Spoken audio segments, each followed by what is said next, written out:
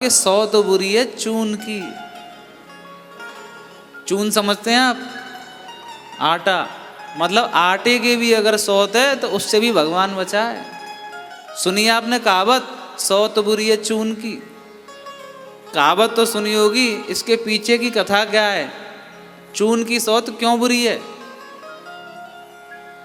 एक व्यक्ति ने दो विवाह किए, अब दो पत्नियां घर में रहने लगी। अब दोनों जब साथ में रहने लगी तो विवाद होने लगा दोनों में। ये ऐसा करती है, वो ऐसा करती है, इसने ये बर्तन छू लिए, उसने वैसा कर लिया, खूब झगड़े होने लगे। अब इन झगड़ों से बचने के लिए पतिदेव ने क्या किया?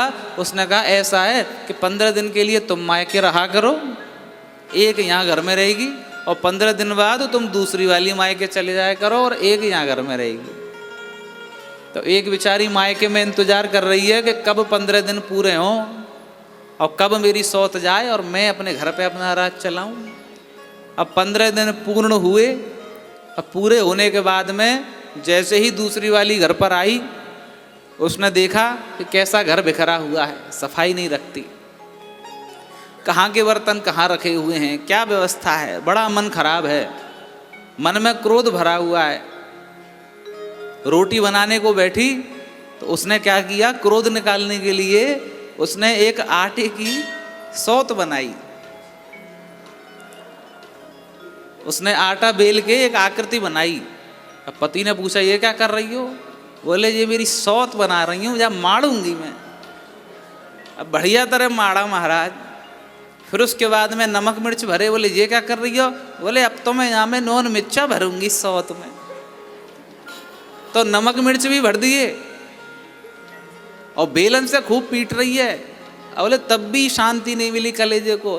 कूट पीट के फिर नमक की मोटी मोटी डेली भर दी कि देवी ये क्या करती हो?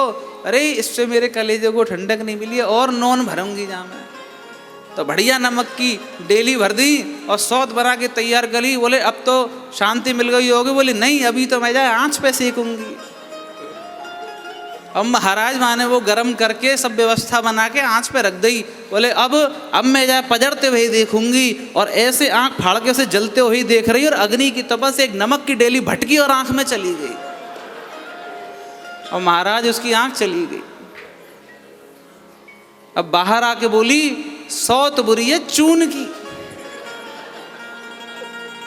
मतलब सौत तो आटे की भी बुरी है।